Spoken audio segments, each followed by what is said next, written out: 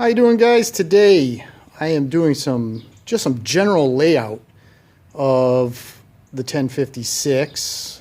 I brought the engine up, the Magnum 14 up from the dungeon, and just set it down onto the frame. I was concerned about the Magnum blower cover and my carb spacer creating some interference with the hood, but I lucked out and everything looks like it's going to line up and fit in place really nice, and I'm really psyched about this.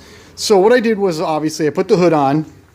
I loosely affixed the dash tower together.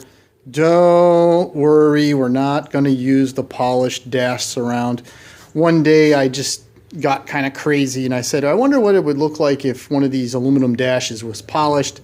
So I wasted a few hours of my life and polished that one up. I do have one that's red, so I'm not going to use that polished dash. I just put it there because it was the one that was the most easiest and accessible. So I put that in there. So with the engine in place, and when we come into here, I'm hoping it would focus. There it goes. I put the carb and the carb spacers in place. I have already swapped the choke shaft to the appropriate one that I need for the wheel horse, because I am going to use the push-pull cable on the dash for the choke, and this being the aftermarket puller carb, it didn't come with the correct one.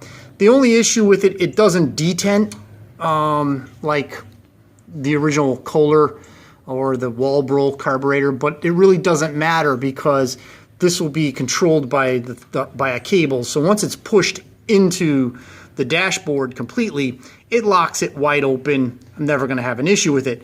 Clearly, I have tons and tons of room between the extension of the carb, the carb spacer extension and the carb. I have tons and tons of room for a nice air cleaner. I'll be putting my K&N open element air cleaner in that position.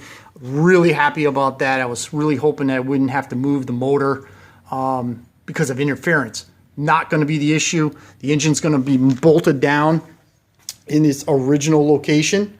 So that's good. That makes me real happy. Don't have to mess around with the belt guard then. The belt guard will just bolt in just as it's supposed to. If we take a look here, I'm hoping, yep.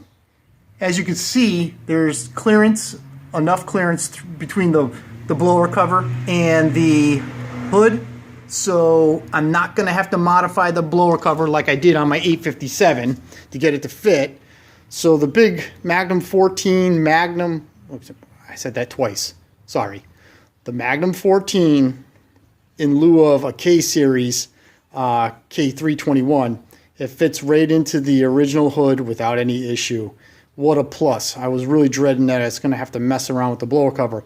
So with that being said, all my tins for the engine, the blower cover, the head tin, the bore tin, and the exhaust tin, those are all set to get shipped out for powder coating. They're going to be powder coated black, as well as my yellow John Deere rims. Those are going to be sent out at the same time for black powder coat. So that leaves me with another little thing, or a little tidbit to work on, and that is my exhaust. And what I really like about this, there's a lot of room here. So that exhaust is going to come right out. Now typically, and by governing puller rules, it's supposed to have a stack. And as I indicated in my last video, I'm not a big stack kind of guy. And to be honest with you, I'm really not going to pull with this thing a whole hell of a lot. So I really don't care.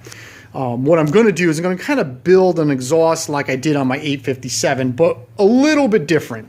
Instead of going underneath the frame that I did on the 857 and basically making that Flowmaster muffler that hung underneath the frame, I'm not going to do that. What I'm going to do is I'm going to bring the exhaust out, down, and then under the foot peg, but I think we're going to kind of do like a side pipe situation. So the belt guard will be on, the pipe will go along the edge of the belt guard and then gently kick out just before the rear wheel.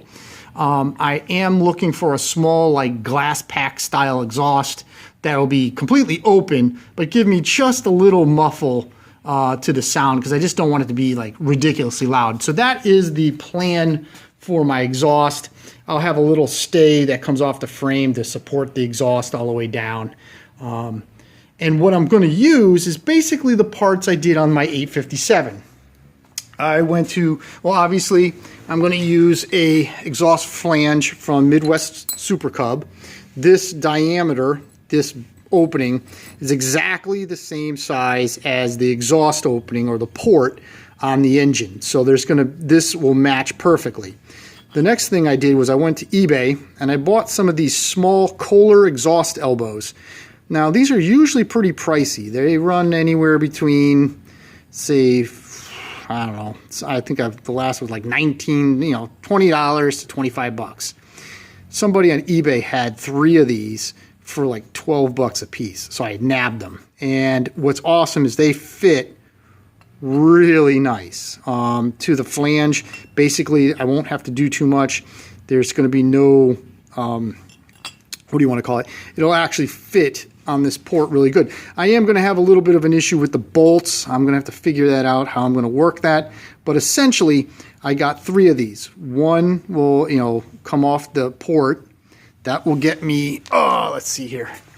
One will come off the port roughly like this, like this, which will get my exhaust out and down.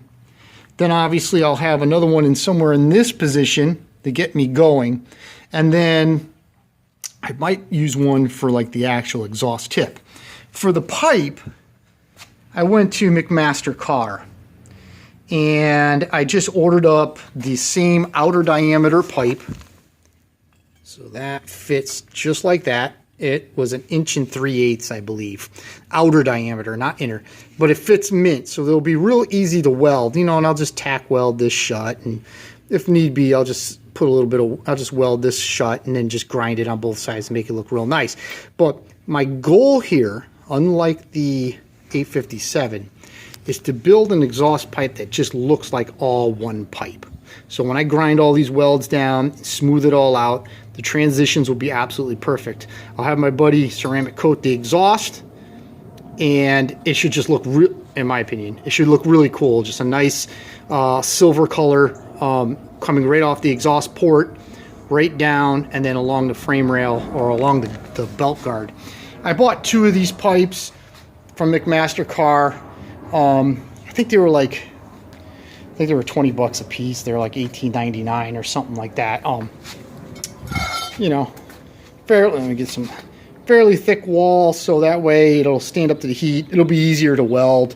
I forgot what the diameter of the pipe was. All right, the metal thickness of the pipe, I apologize. But it's definitely 1 3/8 from this edge to the outer edge. So that's going to fit my elbows perfectly. So I'm looking forward to that. Oh, then the other thing I was doing roughly is figuring out where I was going to put the battery. I don't know if I want to put the battery in the back like I did on my 857, or if I want to put the battery like where the original battery is, which is between the motor. I kind of like the look of it being open there and the battery not being in that location. In either way, I do have a huge fuse panel that I'm going to use, and I don't know if I'm going to put the fuse panel here or I'm going to build a plate and put the fuse panel here. I'll make a nice fiberglass cover. That's my thought. Cover everything up. So the battery, if I do put the battery in the back, the battery cables will come in, go along that edge, go right into my electrical box. That will house the starter solenoid, my relays for the fuel pump, and I'm going to put lights on this thing. For the lights, the fuse panel itself, which will have 6 circuits on it. And then, what else? Oh, the rectifier will be in there.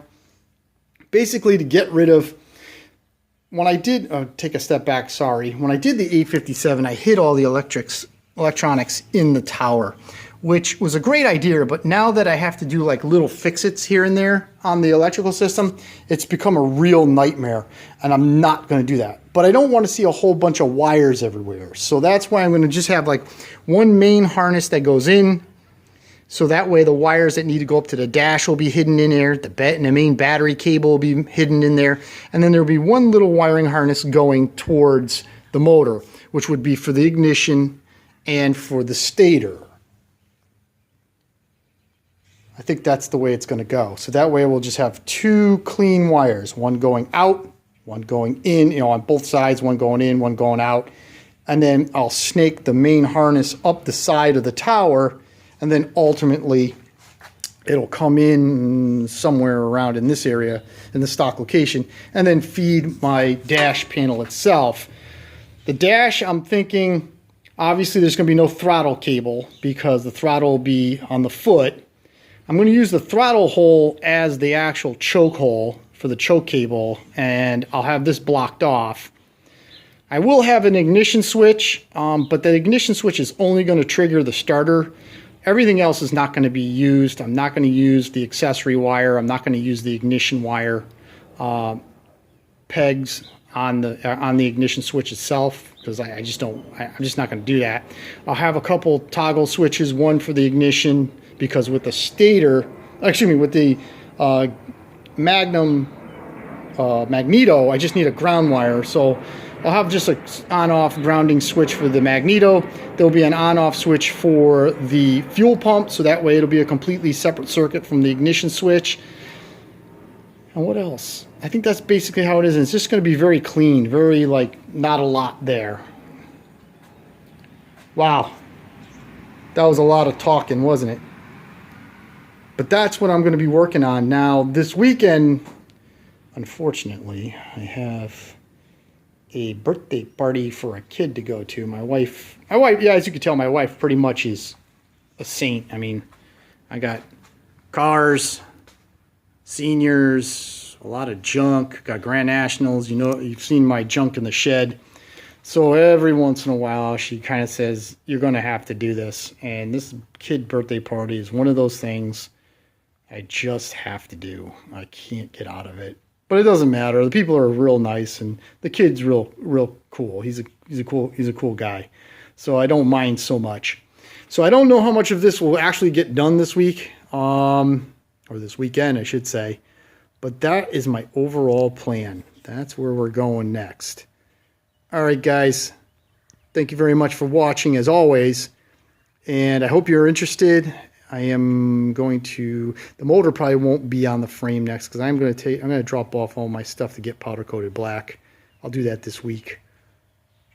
All right, guys. Thank you very much again. If you find this interesting and you'd like to follow the build, please subscribe. To my subscribers that have stuck with me for a number of years, again, thank you as always. Talk to you soon.